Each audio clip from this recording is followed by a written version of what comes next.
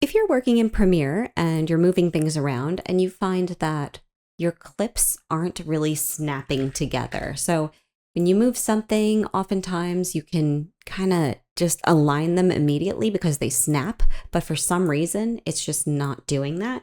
You've probably accidentally hit the S key and turned off your snap in timeline.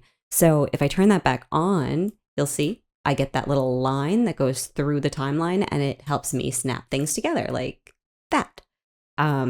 So that keyboard shortcut can be really tricky. And if you want to turn that off so you don't hit it again accidentally, just go up to Edit, Keyboard Shortcuts. You will see the S key here, Snap in Timeline. We can turn it off by just searching SNAP, Snap in Timeline, and you'll see it here. And the shortcut is listed below with an S. So to get rid of that, all we have to do is exit out. Now it is no longer the shortcut. We won't be making that mistake anytime soon. And I certainly like to leave it on, so there's really no reason for me to have that.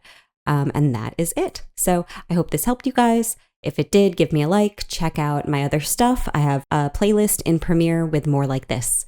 Thanks for watching. If you want to support me and see what I've been working on, check out my Explainer video channel.